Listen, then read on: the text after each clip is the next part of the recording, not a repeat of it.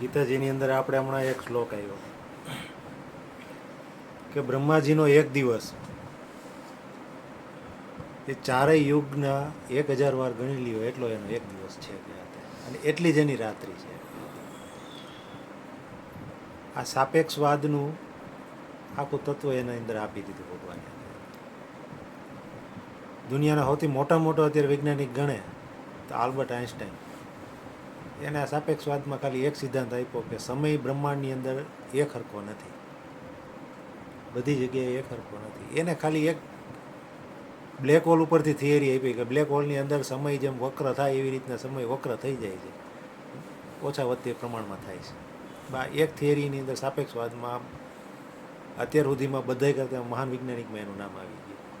હકીકતમાં એ લોકોએ કોઈ ગીતાજી જ વાંચી નથી કે આપણે નથી વાંચ્યા એમ થઈ કે આ વસ્તુને આ વાત તો 5000 વર્ષ પહેલાં કહી દીધી આની અંદર, આજે જ શ્લોકમાં હતા બરાબર કે બ્રહ્માજીનો એક દિવસ એ ચારેય યુગના 1000 વાર ગણો એટલો એનો યુગ છે.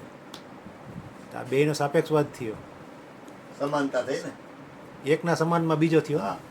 બેયની વાત એકતા રૂપ થઈ. આ સાપેક્ષવાદ ટૂંકમાં હતી. આ થિયરી એને આપી કે બ્રહ્માંડની અંદર સમય એક હરખો નથી બધી જગ્યાએ. આપણે જે દિવસ રાત થાય 24 કલાક થાય એ તો સૂર્યના હિસાબે થઈએ. સૂર્ય ફરે, પૃથ્વી ચક્કર ફરે, એના હિસાબે આપણે દિવસને રાત ગણીને 24 કલાક ગણી છે. હા, એ તો ખાલી આપણું બ્રહ્માંડ છે અને તારામંડળ આપણી ગેલેક્સીથી બહાર તો હજી તો આખું બ્રહ્માંડ બાકી છે. એટલે ક્યાંય સમય એક હરખો ને કોઈ વસ્તુ નથી ક્યાંય. આ ગીતાજી સાબિત કરે છે આપણે. બીજો સિદ્ધાંત કૃષ્ણ અવતારમાંથી જ આપ્યો એને બરાબર કે બ્રહ્માજી ખુદને ખ્યાલ નહોતો કે કૃષ્ણ ભગવાન છે શું છે. બરાબર, એ એની પરીક્ષા લેવા માટે આવે છે. બધા એના મિત્ર મંડળને લઈ જાય છે. કૃષ્ણ ભગવાન બીજે દિવસે પાસે બધા હોય છે. ત્યારે બ્રહ્માજી પૂછે કે આ શું છે. ત્યારે કૃષ્ણ ભગવાન એક જ આ ચપટી વગાડીને ઠેઠ બ્રહ્માંડમાં એક માથાથી લઈને 1 લાખ માથા સુધીના બ્રહ્માંડ પ્રગટ કરે. ત્યારે 1000 જે આ યુગ થાય, ચારે ત્રેતા યુગના 1000 એનો ખાલી એક દિવસ એટલા મહાન બ્રહ્માજી એને કહી દીધું ને કે એ કાયમી નથી, એનો અંત છે. ત્યારે 1 લાખ માથા સુધીના બ્રહ્મા છે બનો દુનિયાની અંદર. ભલે એનું બ્રહ્માંડ અલગ છે, આખું તારામંડળ અલગ છે. હમણાં નાસા યુટ્યુબની અંદર એક વિડીયો આવ્યો હતો, છાપામાં આપ્યો હતો. એમાં મંગળ ગ્રહ ઉપરથી અમેરિકાના રોવરે પૃથ્વીનો ફોટો મોકલાવ્યો. એમાં સોપારીના ઠરિયા જેવડી લાગે છે પૃથ્વી. પૃથ્વી સોપારીના ઠરિયા જેવડી. એમાં કૃષ્ણએ થઈ ગયા, રામે થઈ ગયા, રામ રાવણના યુદ્ધે થઈ ગયા. એ આખા ખાલી બ્રહ્માંડની અંદર આપણે ખાલી સોપારી જેવડી છે. અને એ આપણી ગેલેક્સીમાં એવી ગેલેક્સી હજારો છે પાછી. એટલે કેવડો આનો વિસ્તાર છે એ કોઈ દી માપ જ નથી ક્યાંય. આ બ્રહ્માંડમાં ના કહે છે ને, વાત કરી ને નારદ મુનિની હતી બરાબર કે સંસારમાં રહીને આપણે જે કરી છે વસ્તુ એ વસ્તુ નથી આખી. ભગવાને જ્યારે નારદજીએ પ્રશ્ન કરે છે ભગવાન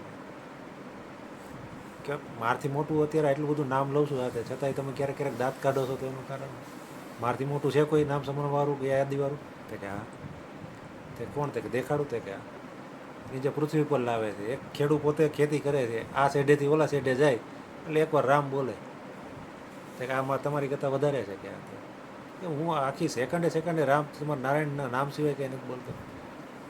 એને એક તપેલી આપે છે પાણીની કે તમે લઈને પૃથ્વીને એકવાર પ્રદક્ષિણા કરી લ્યો, પણ ઢોળાવું ન જોઈએ, કાંઠા સુધી ભરી છે. નારદજી એક પ્રદક્ષિણા કરે છે પછી કે બોલો નારાયણનું નામ કેટલી વાર લીધું છે આની અંદર? ભગવાન કે તપેલી જાળવવી કે નામ લેવું કે તે બોલો એક સેઢેથી બીજા સેઢે તો લેશે ને એકવાર કે તમારે જેટલું જ કરે છે. તમારા સંસાર નથી, એના સંસાર ઘર બાર બધું છે. એના હિસાબે તમારી કરતાં મને એ વધારે પ્રિય છે અને વધારે મારો ભક્ત છે. આ બેમાં સાપેક્ષવાદ આવ્યો કે સંસારમાં રહીને એ ભલે ઓછું કરે છે પણ એ નામ એનું પહોંચે છે, લે છે, યાદ કરે છે. સાપેક્ષવાદ બે જગ્યાએ છે. જો વિજ્ઞાન આરે એને તમે જોડો તો વસ્તુ સમજાય.